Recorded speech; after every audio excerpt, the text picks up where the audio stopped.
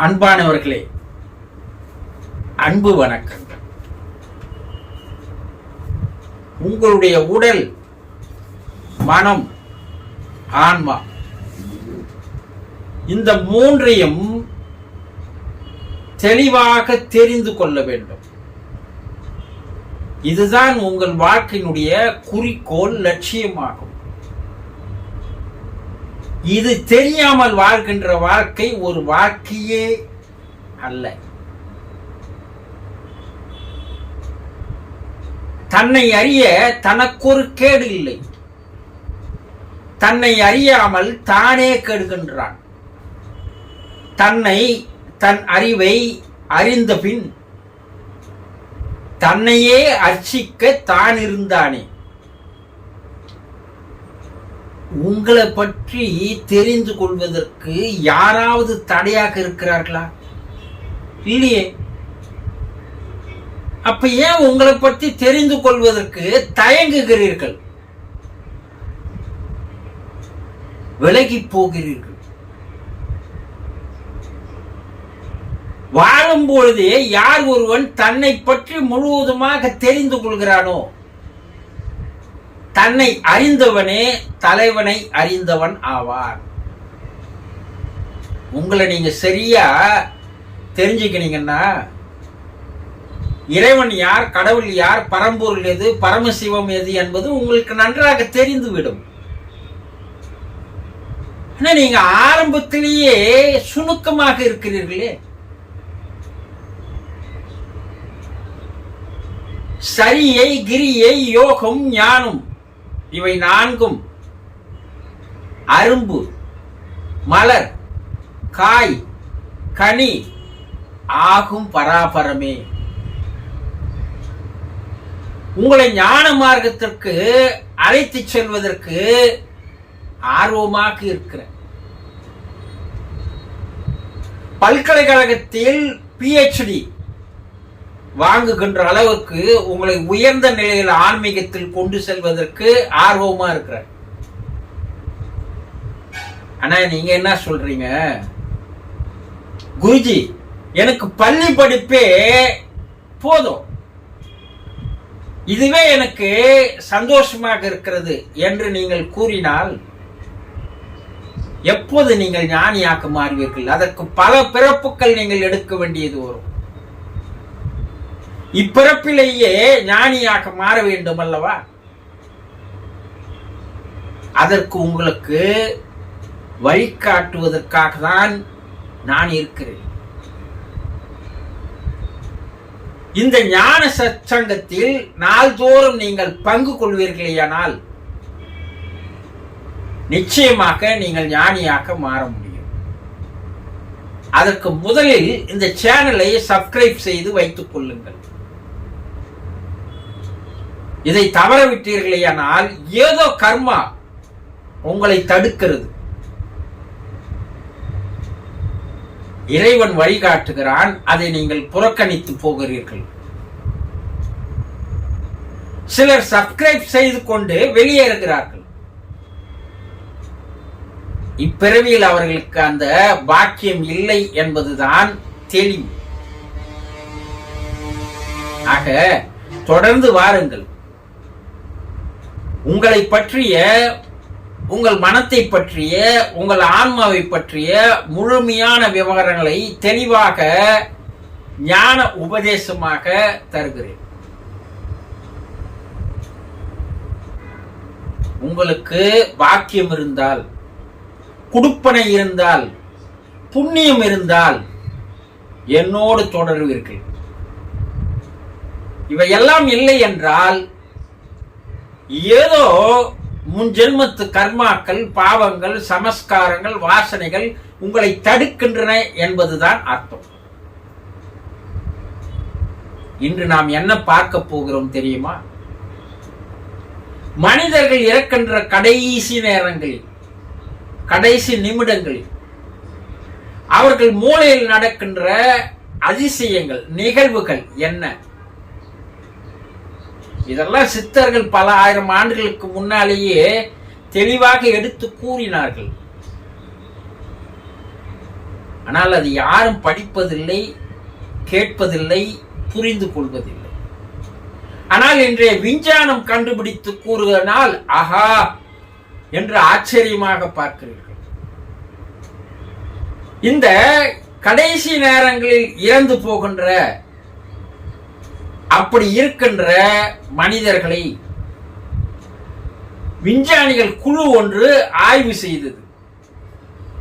Gents tyre என்று சொல்லக்கூடிய மருத்துவருடைய தலைமையில் அவங்க யாரை தேர்ந்தெடுத்தாங்கன்னா, சாலை விபத்தில் மிக மோசமாக பாதிக்கப்பட்டவர்கள்,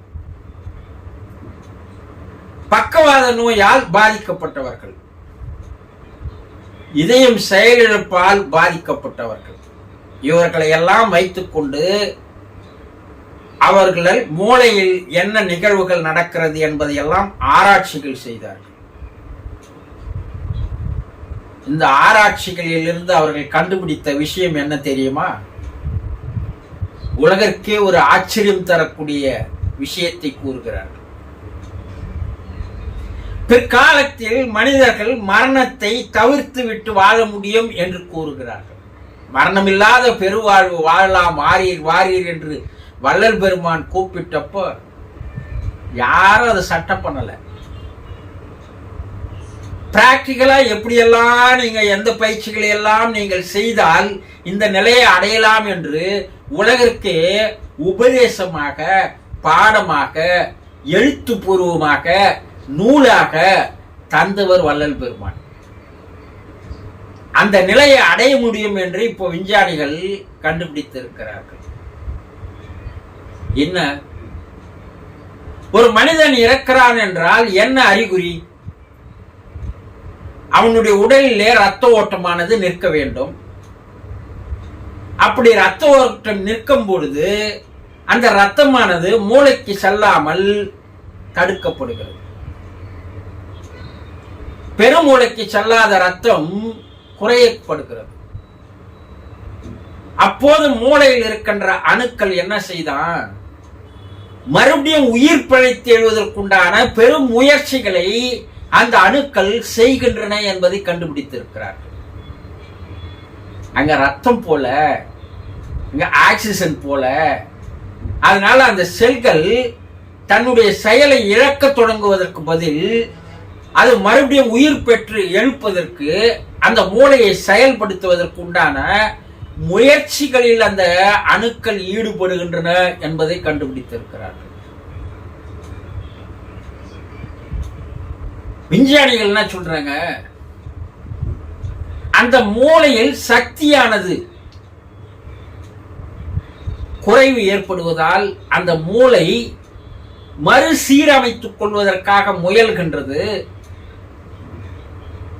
மருத்துவ ரீதியாக அந்த நேரத்தில் நாம் அதற்குண்டான மின் சக்தியை தந்தால் அது மறுபடியும் தன்னுடைய மூளையை மறுசீரமைப்பு செய்து கொண்டு மனிதனுடைய உடல் இயக்கங்களை மறுபடியும் செயல்பட வைத்துவிடும் என்பதை கண்டுபிடித்திருக்கிறார்கள். எவ்வளவு பெரிய ஆச்சரியம் பாருங்க.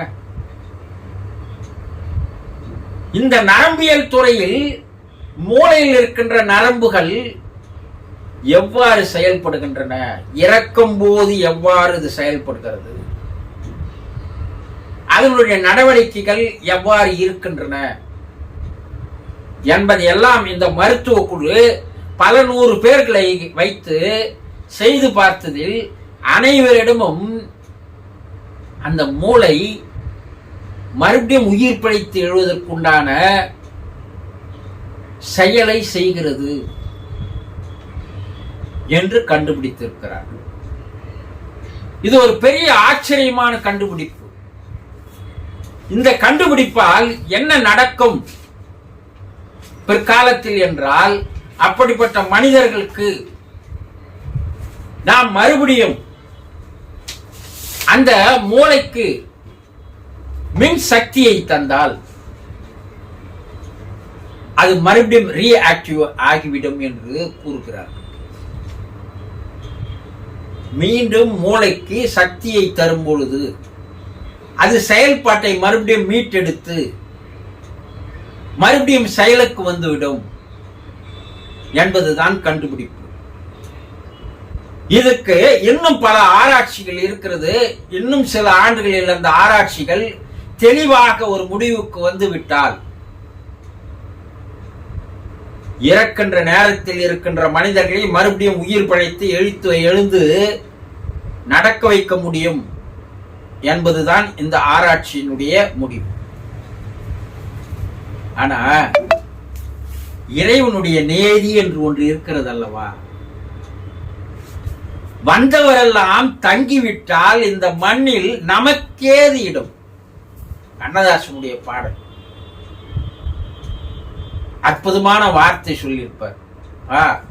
வந்தவெல்லாம் இங்கேயே வாழ்ந்து நின்று சாவாதியே இருந்தான்னா இத்தனை ஆண்டுகால செத்தவர்கள் எல்லாம் சாகாது இந்த உலகத்தில் இருந்தா கொஞ்சம் கற்பனை செய்து பாருங்க. நமக்கு வாழ்வதற்கு இடம் கிடையாது, நடப்பதற்கு இடம் கிடையாது, நிற்பதற்கு இடம் கிடையாத அளவுக்கு ஜனத்தொகையானது இருந்திருக்கும் இல்லையா? அப்போ இறை நியதியை உடைப்பதற்கு விஞ்ஞானிகள் முயற்சி செய்கிறார்கள். ஆனா எல்லா உயிரினமும் பிறந்தால் இறந்துத்தான் ஆக வேண்டும். இறப்பை தவிர்க்க முடியாது. 100 வயசுல இருப்பவனுக்கு மறுபடியும் உயிர் கொடுத்து அந்த தளர்ந்து போன உடலையும் சுருங்கி போன உடலைய தோலையும் உருவம் இழந்து போன உருவத்தையும் வைத்துக் கொண்டு அவன் எதை சாதிக்க போகிறான்? விஞ்ஞானம் முயற்சி செய்கிறது. ஆனால் இயற்கையின் இறைவனுடைய சட்டம் வேறு விதமாக இருக்கும். அதனால்தான் இறந்த பிற்பாடு மறுபடியும் மனிதனுக்கு ரீபர்த் என்ற ஒன்று தரப்படுகிறது. அப்படி அவன் சாவவே இல்லைன்னா அவன் ரீபர்த் எடுக்கவே முடியாது. அவன் கர்மாக்களை, பாவங்களை, வாசனைகளை, சமஸ்காரங்களை, பாவ புண்ணியங்களை தீர்த்து கொள்ள முடியாது. பார்க்கலாம், விஞ்ஞானம் இன்னும் அதற்கு பல ஆண்டுகளாக பல ஆராய்ச்சிகள் இருக்கிறது என்று சொல்லுகிறார்கள். அது நடைபெறுமா?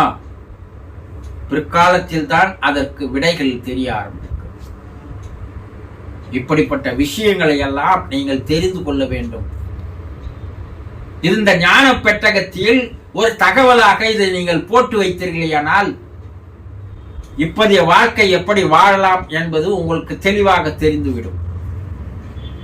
வாருங்கள், நாள்தோறும் இந்த ஞான சத்சங்கத்தில் பங்கெடுத்துக் கொள்ளுங்கள், ஞானியாக மாறுங்கள். புரிந்து கொண்டீர்களா? சந்தோஷம்.